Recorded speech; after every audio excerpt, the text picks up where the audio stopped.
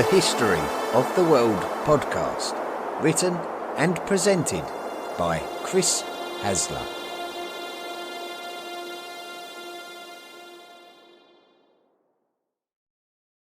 Volume 4, The Medieval World.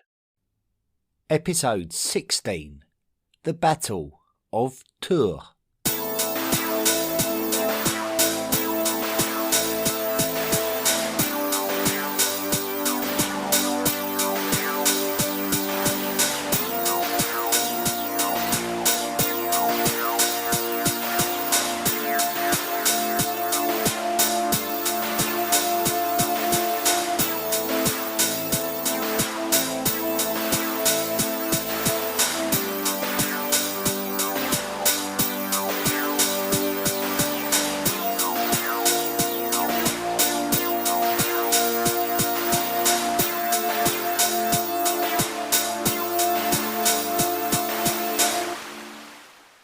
Our episode this week takes us to the lands in the centre of the modern country of France during the 8th century. France is often thought of as the lands where the Romans led by Julius Caesar subjugated the Gauls. But we can suppose that these lands were occupied by humankind for many thousands of years before this happened, as can be evidenced by bones attributed to Neanderthals and Cro-Magnon man, who may well have lived alongside each other in these areas around 40,000 years ago. Following the last glacial maximum, the lands of France regained their fertility and welcomed human migration northwards from the lands around the Pyrenees Mountains. We grade the historical periods of the lands of France by the excavated pottery found in and around the lands, but we can also see evidence of prehistoric activity with the megalithic construction of the Karnak stones, which is further north and much more modern than the Lascaux cave paintings, which date back to the last glacial maximum. From there, the French lands experienced the typical and conventional progression to modern urban lifestyles, such as the emergence of agriculture, followed by the progression through the introduction of copper, bronze and iron in turn. Such cultures as the bell beaker culture are believed to have migrated into French lands. After this time, the urnfield culture emerged in Central Europe. We don't really know how much the urnfield culture directly influenced the lands of central France, but it is more likely that the following Hallstatt culture did. These two cultures are often cited as potentially ancestral to the Celtic culture, which the Romans encountered and referred to as Gauls.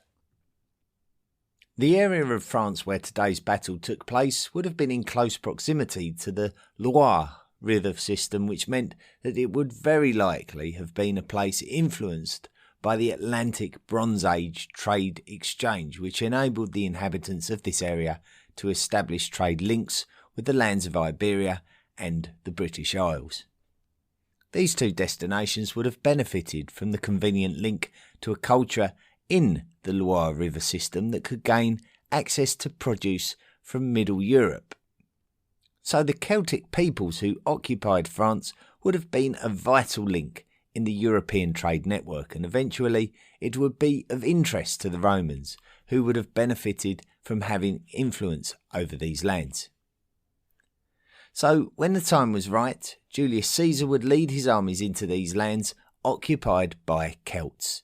The Celts would have led comparatively primitive lifestyles compared to the Romans, living in small settlements called oppida, which were fortified Celtic towns. As mentioned, the Celtic tribes that the Romans were dealing with, they referred to as the Gauls. The Gauls were not a nation, but they were a patchwork of Gallic tribal alliances, often doing battle with one another.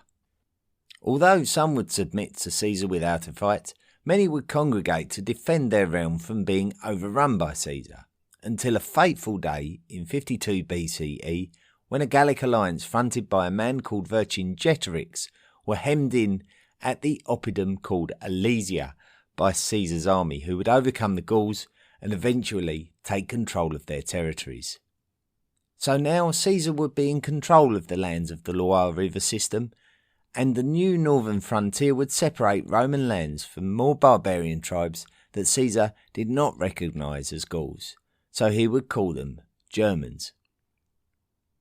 Following Caesar's conquests of these lands, they would start to be Romanised. The modern French towns of Tours and Poitiers started to become significant settlements, the relevance being that these are the two larger towns that are in close proximity to the site of today's battle.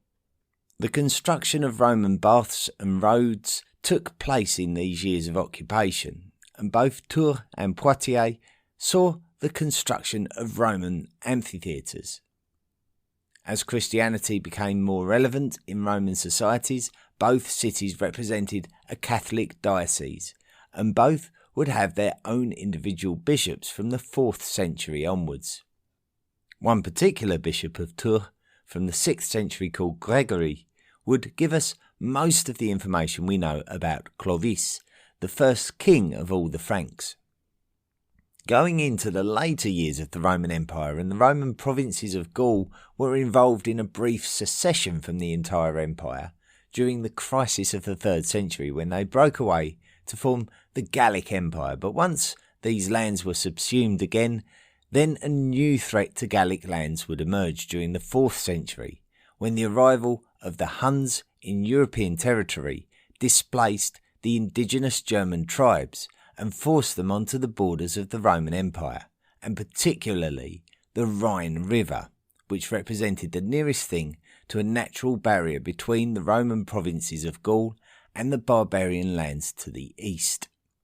The culmination of this pressure came in the year 406, when barbarian tribes crossed the river into Roman lands and wreaked havoc. The Romans may have anticipated such an event, as we can see military fortifications built in Tours prior to this particular event. The crossing of the Rhine in 406 would signal the beginning of a political upheaval in Gaul, where Roman power would be diminished and Germanic tribes would slowly begin to take over. Roman power would have to be prioritised elsewhere in their vast empire, and this would come at the expense of the lands of Gaul. The Romans would gift their lands to the southwest of Poitiers to the Visigoths, who would eventually extend their influence southwards to create a huge kingdom which stretched from the Garonne River Valley down through the Iberian Peninsula to the Strait of Gibraltar. With the decline of Roman power, the Romans would have to concentrate their efforts on protecting their interests back home in Italy, and this allowed Germanic tribes to move into these ungoverned lands and take control. The Visigoths expanded their influence northwards to the Loire River, and this would bring Poitiers and Tours under their political influence. The lands to the north of the Loire were controlled by the remnants of a distant Roman governorship that we historically refer to as the Kingdom of Soissons. Other Germanic tribes that would take control of lands previously occupied by the Romans would be the Burgundians and the Alemanni. But also in the far north, centred around the lands of the modern country of Belgium, would emerge a confederation of Frankish tribes. The Franks. The Franks were a subgroup of Germanic tribes distinct from the Visigoths, the Alemanni and the Burgundians, among many others. And we can also further divide Frankish tribes down to distinct tribal groups such as the Salians and the Ripuarians. During the years of Roman imperial dominance, there is evidence of Frankish tribes working both with and against the Romans according to their own interests, and even evidence of Frankish tribes being in opposition to each other during the wider European political tensions between the Romans and the Huns.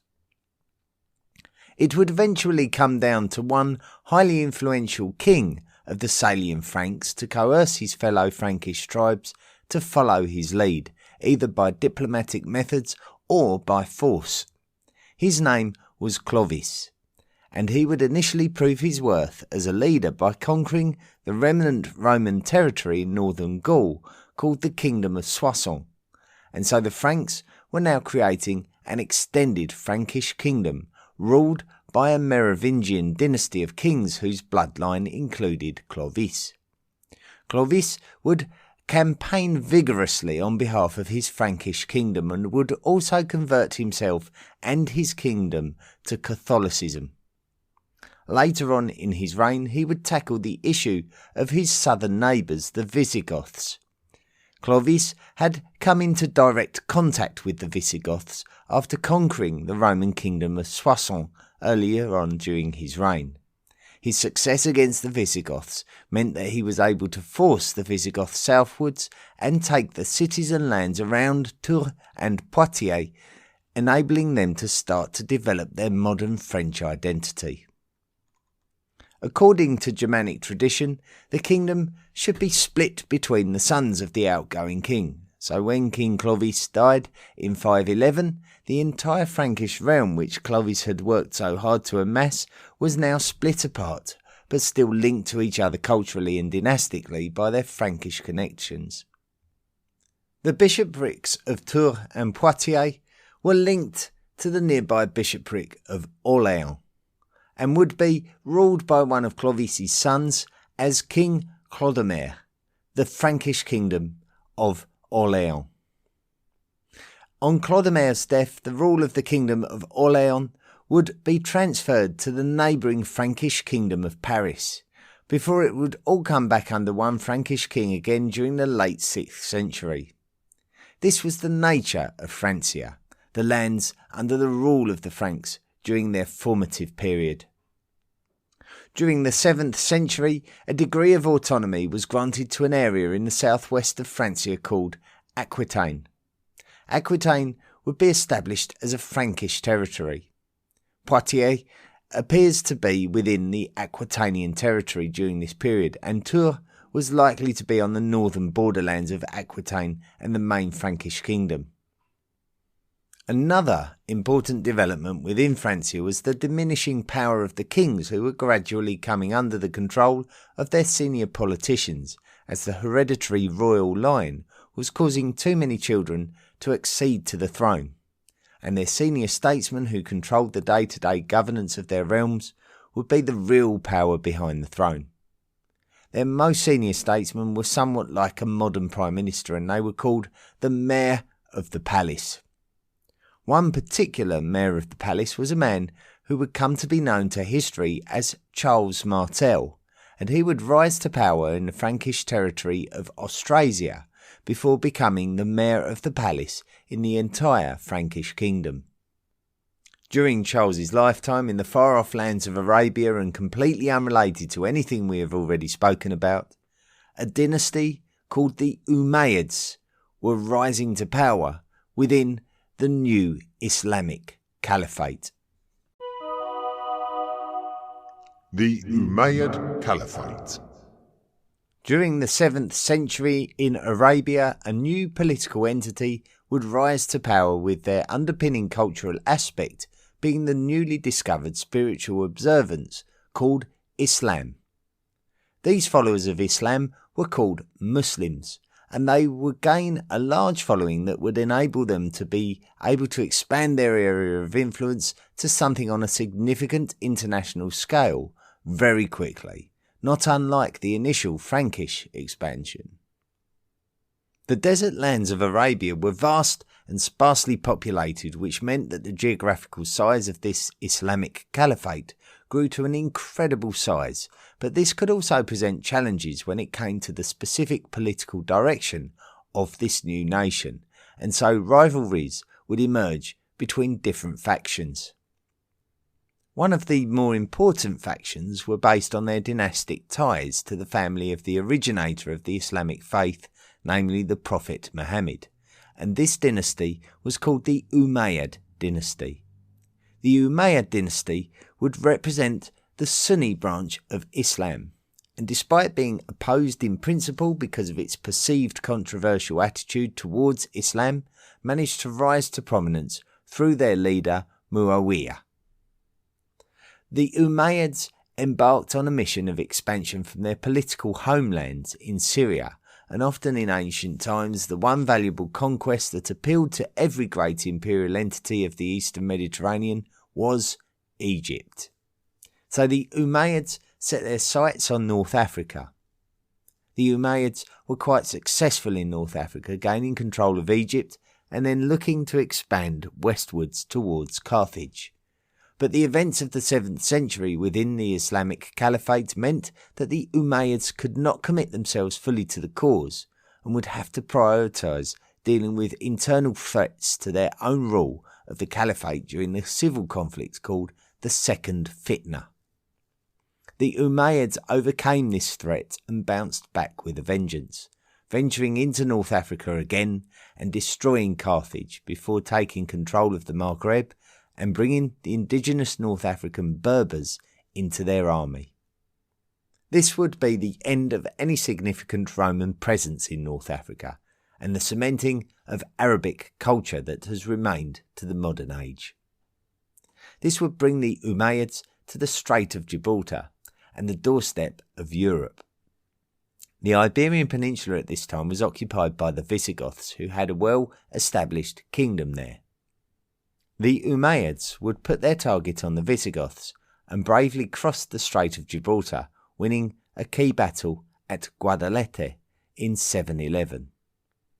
The Visigothic kingdom at the time was not at its healthiest, with various dynastic struggles in their more recent years. The Umayyads made quick work of taking control of Visigothic lands, and this would send shockwaves through Europe, as these exotic invaders from far-off lands would be collectively referred to by the Europeans as Saracens, and they were now potentially a direct threat to all of the Western European nations. The Umayyads took control of the entire Iberian Peninsula through the course of the 710s, with there being one last remaining Visigothic stronghold in the far north that the Umayyads failed to conquer. But there was not nearly enough power there to mount any kind of counter-offensive. The Umayyads had other ambitions by this time. It would be the Frankish kingdom of Aquitaine.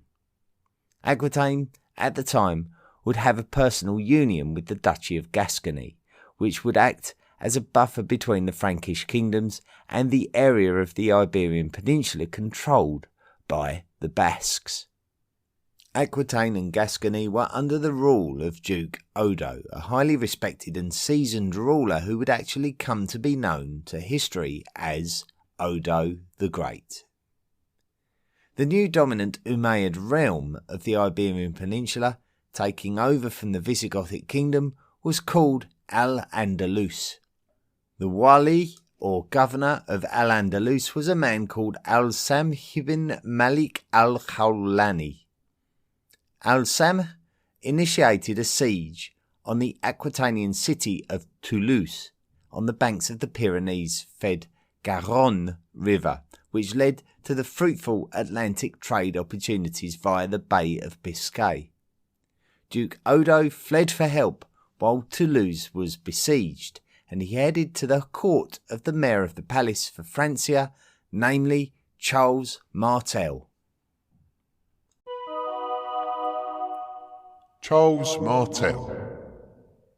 Charles Martel was the son of the mayor of the palace of the Frankish kingdom of Austrasia called Pepin of Herstal, in a time when the mayor of the palace was the man leading the nation during a time of do-nothing Frankish kings, rulers in name only.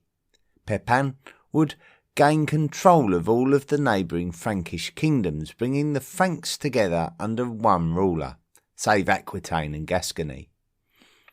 Pepin would then declare himself the Duke and Prince of the Franks. Pepin's rule was quite a long rule until he died in 714, which led to a bit of a succession crisis, during which time the Visigothic kingdom to the south of the Frankish kingdoms was being overcome by the Umayyads. We know very little about Charles's early life, with claims of his illegitimacy due to his mother's questionable relationship with Pepin, but this might have just been defamatory remarks made by the supporters of Pepin's first wife. Charles must have reached his adult years with a good degree of political and military guile, because he was very much up for the fight to become his father's successor. It would take Charles 4 years to overcome his political opponents to become the new Duke and Prince of all of the Franks. Charles would spend his entire time both before and after this success doing battle with and making diplomatic moves with all of his neighbours. Charles would also have ambitions of absorbing Duke Odo's kingdom of Aquitaine, so it must have been quite the conversation if and when Duke Odo arrived at Charles Martel's court to plead for help in resisting the siege of Toulouse. Odo must have been incredibly disappointed when Charles refused to help him, but Odo was a very steely character, and he didn't receive the moniker Odo the Great for no reason. So Odo returned to the south and attacked the Al-Andalus Umayyads and their army of Berbers with everything he had, and what is more is that he successfully broke the siege, sending the Muslims back to their strongholds. The leader of the siege, Al-Samh, died in mysterious circumstances directly following the failed siege, while the rest of his men fled, and maybe among them was a man called Abd al-Rahman ibn Abd Allah al-Khafiki. Abd al-Rahman al-Khafiki. Abd al-Rahman's origins are hazy, but he either originated from Arabia or his tribal roots were in Arabia. He is certainly known to have been in North Africa before the period in question, specifically the area of Ifriqiya, which would have contained the city of Carthage. Ifriqiya would have been under the governorship of a man called Musa ibn Nusayr. During this time, a Berber representing the Umayyads called Tariq ibn Ziyad had landed at Gibraltar and started making gains in Visigothic territory. We mentioned the Battle of Guadalete from the year 711 earlier in the episode as a key battle in this Umayyad invasion. It has been suggested that the governor of Ifriqiya, Musa ibn Nusayr, felt uncomfortable about a Berber claiming all the credit for taking lands from the Visigoths, so he decided to join in and assist Tariq in his cause. Musa would also take his son Abd al-Aziz on these campaigns of conquest. When both Tariq and Musa were recalled from Iberia by the Umayyad Caliphate, Abd al-Aziz became the governor. But it is not completely clear when Abdullah Rahman crossed into Iberia. It does seem that Abdullah Rahman took part in the Battle of Toulouse in 721 between the Umayyads and the Aquitanians, but we know that Abd al-Aziz had been murdered some years before this. The Battle of Toulouse was a disaster for the Arabs, who were forced to flee by the Aquitanian ruler, Odo the Great. The Arabs retreated back south into Iberia to think again. During the course of the next few years, Abdullah Rahman was building his reputation as a capable governor until the point where he was allowed to become the wali, or governor, of the whole of Al-Andalus. Abdullah Rahman would have his hands full putting down rebellions from within the Umayyad province of Al-Andalus, but once he had successfully overcome them, he would turn his attention back to the north and the Frankish Duchy of Aquitaine, still under the governance of Duke Odo, otherwise called Odo the Great. Prelude to the battle. By the time of Abdullah Rahman's intention to invade Aquitaine, the Umayyads had some years before managed to gain control of Gascony, which at the time was a part of a personal union with Odo the Great's Aquitaine. Odo was painfully aware that if the Umayyads invaded again, that he could not rely on Charles Martel's support in order to fend the Umayyads off. At Toulouse in 721, Odo had had the element of surprise, but this time the Umayyads would be better prepared. Odo's legacy and moniker were made all the more interesting by the fact that he was surrounded by threats to Aquitanian authority, with the highly intimidating province of Al-Andalus to his south and the might of Charles Martel's kingdom of Francia to his north. Odo had to throw himself at the mercy of Charles Martel, but Martel was not on hand when Abdul-Rahman led a force through Gascony and toward the Aquitanian city of Bordeaux. Debate about the exact reasons for the Umayyad surge into French lands is quite fervent among historians. To the glancing eye, it looks like a classic case of expansionism where the Umayyads were continuing to do what they had always done best, and this was just a continuation of what they had already accomplished in Egypt, Ifriqiya, the Maghreb and Al-Andalus. However, further analysis reveals that Odo the Great had actually attempted to befriend a highly influential Umayyad governor of Berber origin and a direct opponent of Abdul-Rahman called Munuza, and someone who Abdul-Rahman had defeated preceding the invasion of Aquitaine. So Abdul-Rahman may have been seeking to punish Odo and the Aquitanians, and he would understand that much wealth in the Frankish kingdoms would exist in their monasteries. Abdul-Rahman stormed and overwhelmed the city of Bordeaux, which gave them a chance to target the rich monasteries of Aquitaine.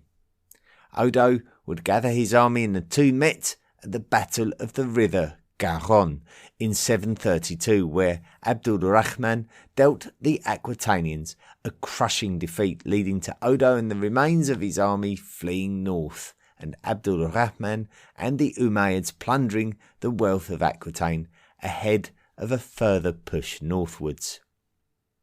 By this time at least, decision-making within the Frankish kingdoms must have been made easier for them.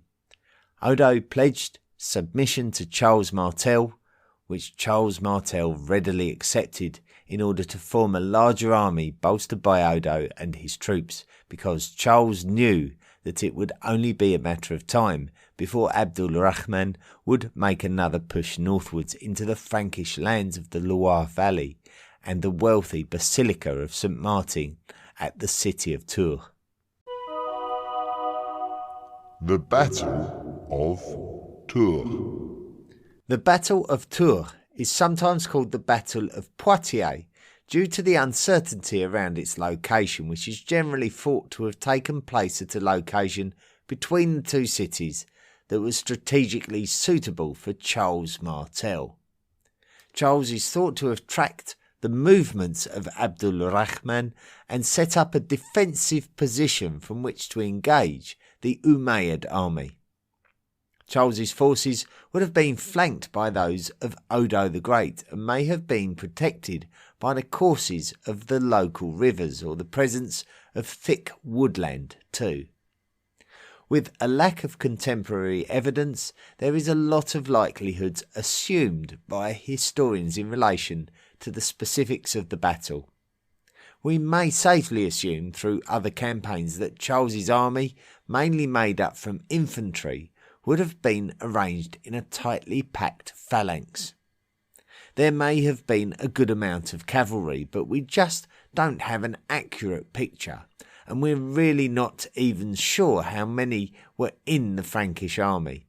But we could be looking at anything up to 20 or 30,000 individuals. The weapons available to the Frankish army would have included long spears, swords and axes, and that the infantry is likely to have been well experienced by the Frankish campaigns eastwards during Charles Martel's seniority.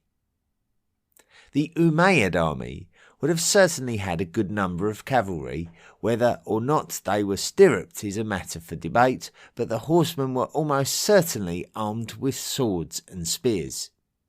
The Umayyad infantry would have been armed with slings and javelins. There is mention of bowmen within the Umayyad army, but there does seem to be scant evidence of archers in general in relation to this battle. It may have been that Umayyad cavalry was lighter than the heavy cavalry that Charles Martel would have deployed, but Charles seems to have taken a defensive attitude, trying to act as a roadblock for Abdul Rahman's ambitions to reach the city of Tours, and it is suggested that Abdul Rahman was caught unaware by Charles Martel's military presence on the fateful day suggested by the accounts of both cultures to be in October 732. Abdul Rahman is believed to have ordered the attack on Charles's army, unleashing the light cavalry. Odo the Great is likely to have been in command of the Frankish heavy cavalry, and his job was to absorb the attacks, while Charles would have commanded his army to stay tightly packed, knowing that his strategical position would have prevented the Umayyads from surrounding him. All Charles needed to do was stand firm and absorb the Umayyad advances, and at the opportune times attempt to kill as many Umayyad aggressors who broke rank, attempting to disunite the Frankish phalanx. It must have been a very gruelling battle and a great test of attrition for both armies. Charles may have had to have absorbed a number of offences until he was able to issue a command to advance and take his chances against an Umayyad army depleted by failed attacks on the stubborn Frankish lines. But when he did, it is suggested that Odo attempted to target the Umayyad camp in order to cause disarray and plunder their booty. Abdul Rahman is said to have ordered a hasty retreat in order to protect the remains of his possessions. It was during this retreat that it has been suggested that Abdul Rahman was struck by a javelin and that he never made it back to the camp. With their great military leader and governor killed, the Umayyads went back to their camp, grabbed everything that they could, and made off back south before they were completely overrun by Charles and Odo's forces. Aftermath. The significance of this battle is heavily debated, but personally I believe that we do not need to read too much into certain aspects that can be glorified if we feel like it suits us to do so. The Umayyad Caliphate was an Islamic nation that in its Sunni observances was less fundamental than some of its rivals, such as the Alids and the Harijites, for example. The Umayyads of Al-Andalus would have contained much in the way of Berber influence, and their aim would have been to capture land and gather wealth. Visigoths, Aquitanians and Franks would have been Catholic nations, but their whole motivation would have been to protect what they had and defend their realms. The Battle of Tours can sometimes be portrayed as a great Christian European victory against the ideologically opposed Muslim armies from Arabia. But the reality was that Charles was fighting against Frankish rebels as well, such as the Saxons, the Frisians and Alemanni on his northern and eastern frontiers, so unrest on his southern fronts was just another battle for Charles, no less and no more important than any other which threatened his lands. There's also not the same kind of mention of importance of Islamic conversion within Al-Andalus as there was in the initial Umayyad campaigns of the Middle East, so the Umayyad invasions of Francia seem to be motivated by wealth, much more than religious intent. Whatever the truth is, and however the Battle of Tours has been romanticised by religious enthusiasts in more modern times, there does not appear to be another Umayyad expansion attempt in Western Europe that matches the significance of this particular one. And the highly impressive Umayyad achievements reached their buffer at this point, with this now being a turning point for Frankish fortunes as they would go on to consolidate their rule over the lands of the modern country of France, restricting the Umayyads to the Iberian Peninsula. So while I am downplaying the religious aspect of this battle, suggesting that there was little in the way of religious intent behind the battle, certainly the religious implications of the battle were highly significant. We may have seen much of Western Europe converted to Islamic rule by an Umayyad victory at the Battle of Tours, and history may have been significantly different had the outcome have been different. Odo returned to Aquitaine after the battle to govern his recovered realm. Odo may have died 3 years after the battle. Aquitaine and Francia continued to have a strained relationship in the decades following this battle, and as such, Francia would end up conquering and annexing the territory in 769.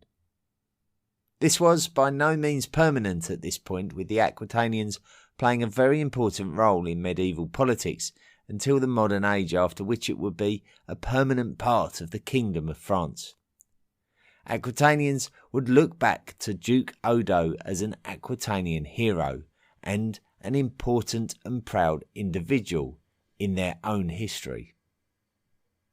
The Umayyads were overthrown in their Middle East heartlands by the Abbasids during the 750s, but Umayyad dynasties continued to rule in Al-Andalus, so an independent emirate was declared in Iberia, centred at the capital city of Cordova, which would stand firm as an established nation for a number of centuries, eventually succumbing to the successes of the Reconquista, which we will discuss further in future episodes. Charles Martel was never the king of Francia, but his legacy is interesting. Clovis is often seen as the first great Frankish ruler and the first king of France in the eyes of modern French people who wish to be proud of their country's rich history. Due to the incredible political achievements of Charles Martel's grandson, Charlemagne, we tend to see Charlemagne as the great, iconic early medieval imperial ruler of France. Charles Martel died in 741, 9 years after the Battle of Tours, and certainly at least in his 50s. By the time of his death, not only was the need for a Merovingian king unnecessary, but there was not even one declared. Charles had no priority on announcing a king, and the rule of the Frankish kingdom was firmly in Charles's hands. His son, Pepin the Short, father of Charlemagne, took control of the Frankish realms in the aftermath of Charles Martel's death and declared himself as the King of the Franks in 751. Interestingly, many people state that the Carolingian kings of France were named after their famous king Charlemagne, but Pepin the Short represented the first Carolingian king in France, following the lack of importance of the Merovingian line, and so it is much more likely that the Carolingian line is actually named in honour of Pepin's father, Charles Martel.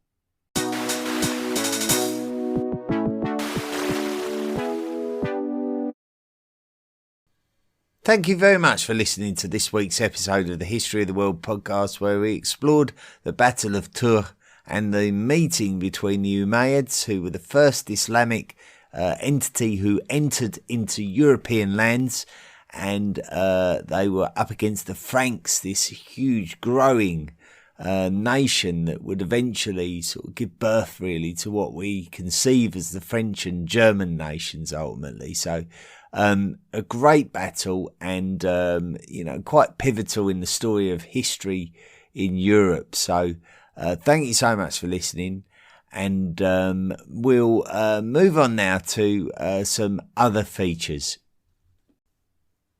The Ancient World Cup.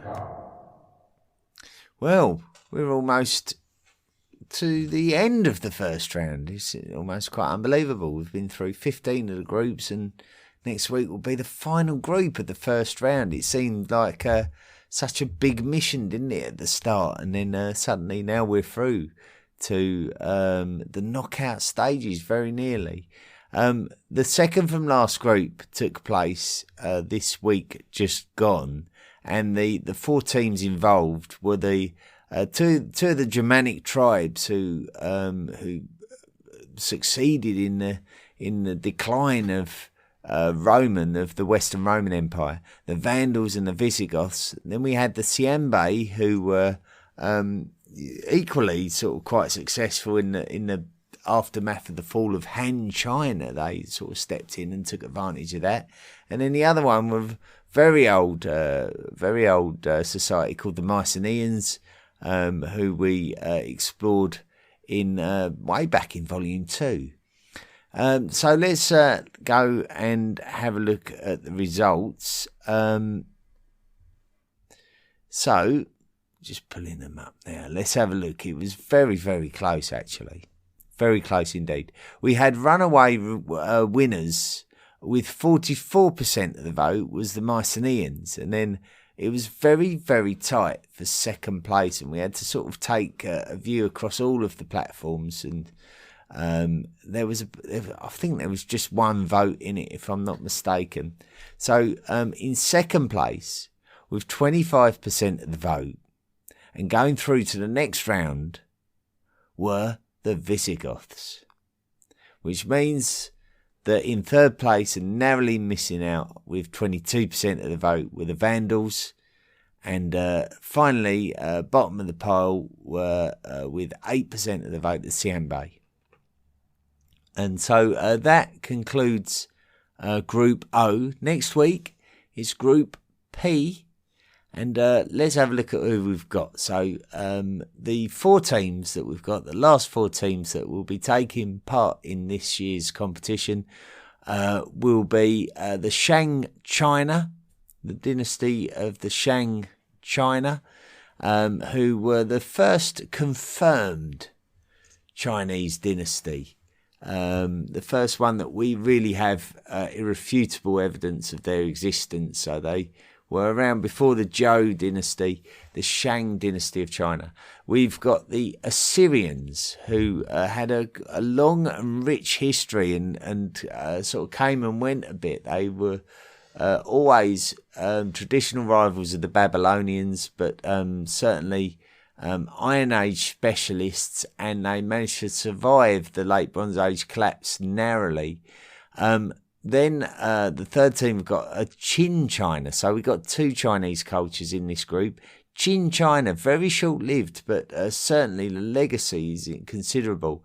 Qin Shi Huang, who was their main emperor throughout most of their existence, was that the man responsible for the construction of the terracotta army at his Great Pyramid tomb, and certainly has been noted to be the first great emperor of China that ever ruled their lands.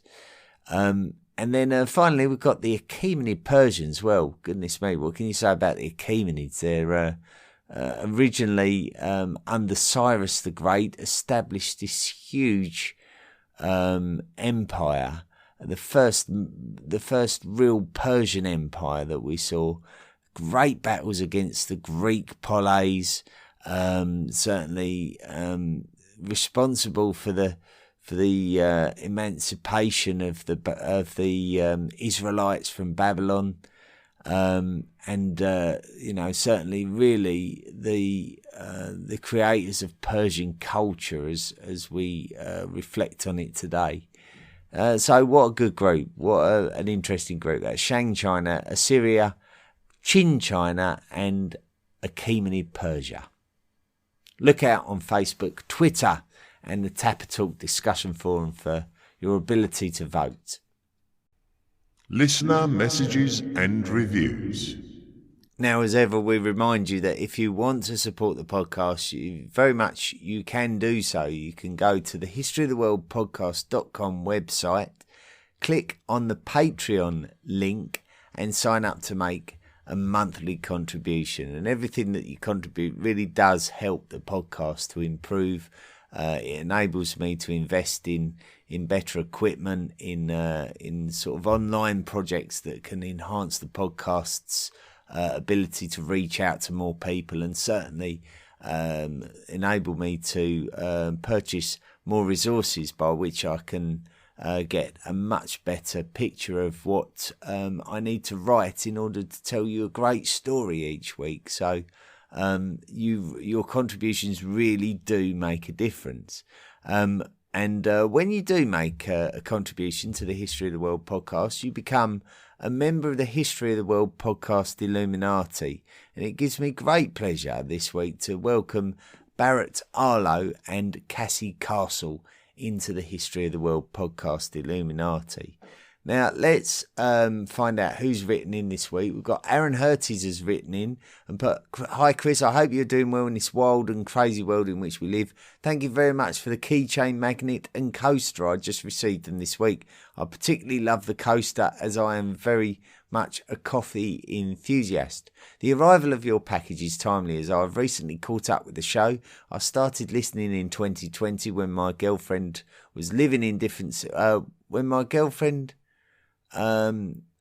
were living in different cities. Well, my girlfriend and I were living in different cities, I think that should read. And we were driving backwards and forwards on weekends. Your way of telling the story is simply spectacular, and the depth of the information is inspiring. I would be very interested to know how you process so much information in such a short amount of time to produce an episode each week, if you would be willing to share. I would also like to follow up on a comment made by Tobias Horsewith from several weeks back, Volume 4, Episode 12. He had pointed out that one of the many charms of Volume 1 and 2 were the episodes where you talk about daily life, such as food, working life, education, tools and weapons, religions and beliefs, social structures, technology, etc.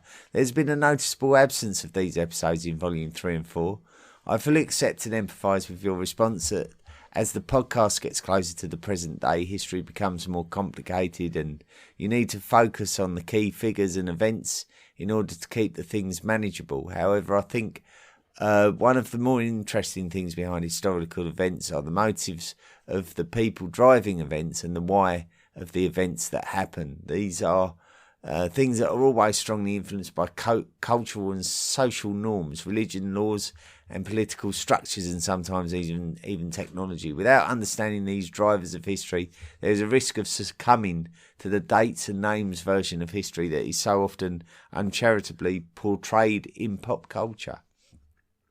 Keeping in mind your point about keeping things manageable, would you consider including episodes on these topics once in a while?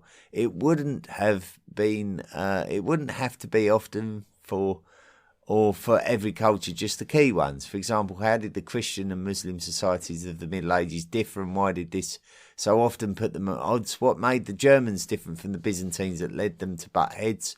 Why was the medieval era so much more violent than previous eras? Your recent episode on the Merovingians was a fantastic case in how a change in political structure, the rise of the mayors, totally reshaped the Frankish political and social landscape. Your battle episode set a good precedent for doing episodes like this, where you take some time to explore a specific event to highlight the broader impacts it had. In this case, the focus would just be on the cultural and social factors rather than the militaristic factors.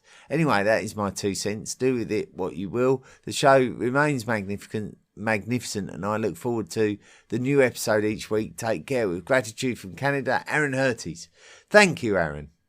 Very in-depth message there, but very interesting nonetheless. And I think in order not to answer that in great detail, I think I will cover things such as certainly when we were talking about the Persians, I sort of looked at Zoroastrianism, but certainly with cultural aspects such as the ones that emerged in China, Confucianism and Taoism, that kind of thing. In China was sort of emerged during a period of history of China. So we sort of covered that to some degree within the episodes, and certainly as we get nearer the modern age, we find that a lot of the cultural developments had maybe already happened. Those cultural developments that influenced the direction of humankind had already taken place, and so really we would just be sort of amalgamating information within the episodes themselves. So like the fact that, as you mentioned, the nature of how Frankish kingdoms and their kings, their Merovingian kings, became insignificant we covered that. So I do think we are still covering things like that. But I have noted that one or two of you have mentioned it. So it's not just you that's noticed this, Aaron. But I think it's just something that we have to sort of understand. We can't necessarily. We almost have to correct certain things, like the things you mentioned about Christian and Muslim societies in the Middle Ages really didn't care about each other that much, to be honest with you. They cared more about their neighbours, their geographical neighbours, and we find things like the Crusades have been glorified as this great meeting of Christians and Muslims who are ideologically opposite to one another, and it's really not the case, to be honest with you. Like Christian and Muslim societies, often live healthily alongside each other, and it's only people that wish to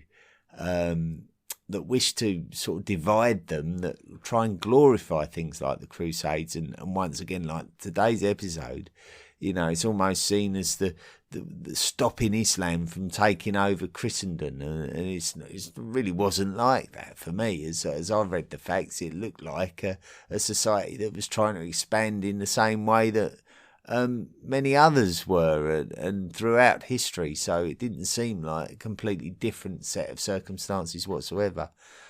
What made the Germans different from the Byzantines that led them to butt heads? It was really just, once again, Germans trying to take Byzantine lands and Byzantines just trying to subjugate them. Once again, it's just all about power, influence, wealth, owning lands, and all of that. It's really you can look too deeply beyond the surface for reasons why cultures are different, and because we all come from different nations, and we compete in sporting events, and we get great pleasure out of England having rivals in Germany and German rivals in England. We try and look back into our cultural histories for in-depth reasons why we're rivals. There's no real in-depth reason. We're all the same. We all have the same motivations, like historically, and that is just to be wealthy and live comfortable lives.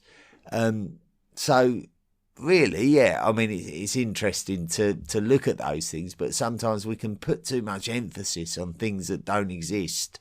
So hopefully the History of the World podcast, over the course of its production, will highlight those things and make us think somewhat differently about the way that we perceive the world that we live in, and the way that we perceive history, and those things that have happened in our education and in years gone by that are almost like propagandist ways to make us feel and think differently to how we should probably think in a much more tolerant and open-minded way. The way that we're educated by schools and media sometimes isn't necessarily correct, because it suits certain political stances for us to look at the world in certain ways. So I hope that makes sense. Bit of a ramble, but somewhat my response to that email, Aaron, and it's a very, very interesting discussion. So I encourage us to debate those facts certainly a lot more. And if you do want to, then just certainly open up some discussions on the Tapper Talk forum, which is the History of the World podcast discussion forum, which you can access through the Interact link on the website. Okay, in stark contrast, Leah Jarvis has written in a very brief message, saying, "Hello Chris, just wanted to write in and let you know how much I appreciate your hard work. I drive trucks long haul, and you have kept me company on many of a lonely night. Thank you, just a modern trader."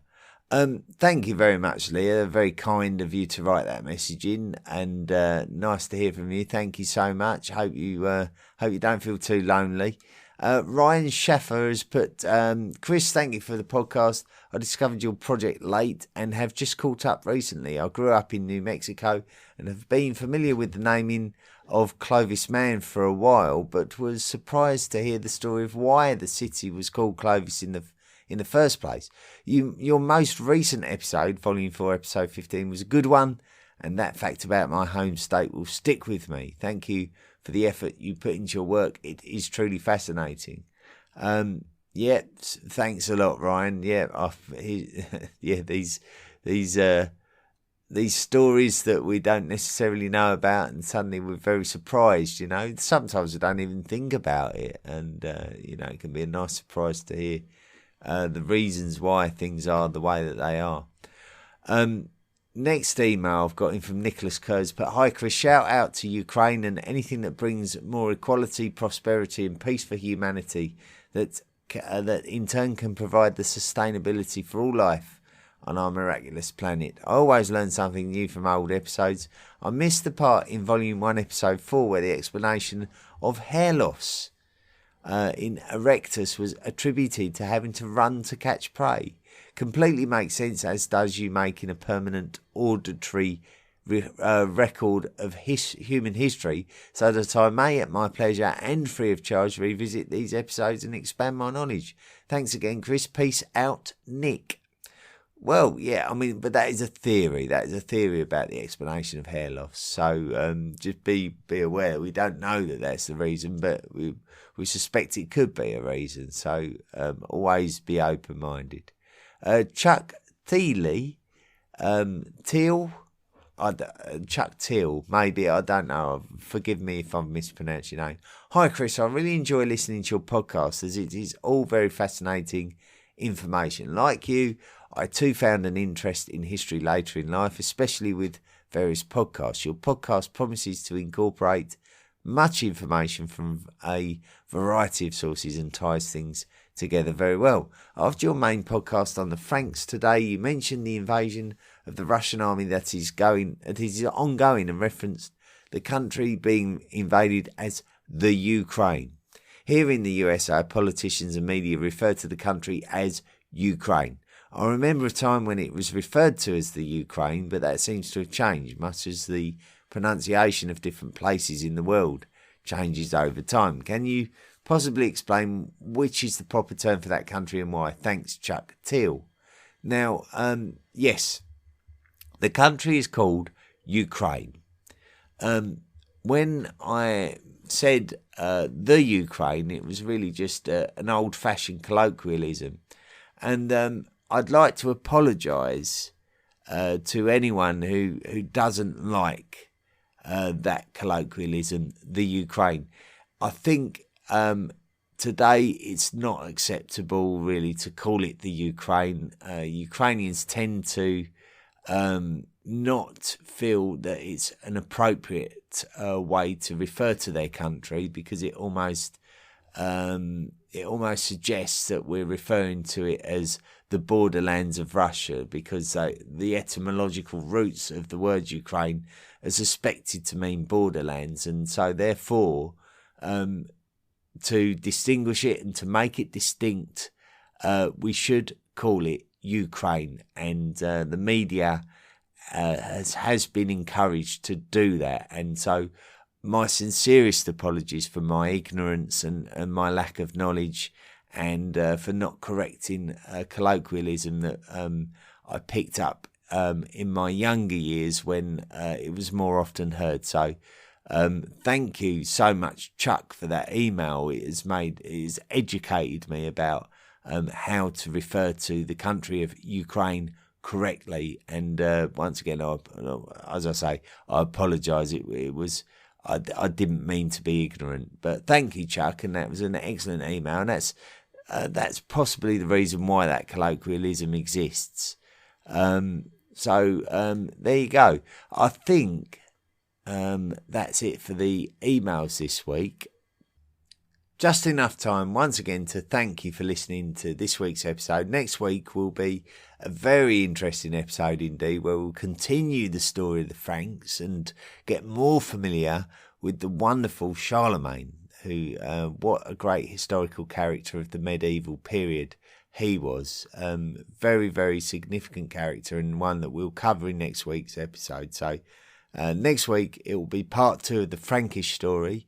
We'll look forward to that. Thanks again for listening this week. Don't forget to rate and review, and do consider making a financial commitment through Patreon. Until next week, thanks a lot and be good. This episode is brought to you by Fox One. Watch all 104 matches of the FIFA World Cup live in 4K for just $19.99 a month with 3 days free. Build your own multi-view, choose up to 3 streams, and follow player spotlights. Stay on top of every moment with live stats, highlights, and instant replays.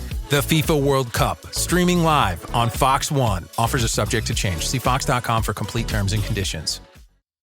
The History of the World podcast, written and presented by Chris Hasler. Please consider making a financial contribution by going to the historyoftheworldpodcast.com website and clicking on the Patreon link. Email the show at historyoftheworldpodcast@mail.com. And don't forget to join our social media at Facebook, Twitter, Instagram, and Tumblr. See you next time.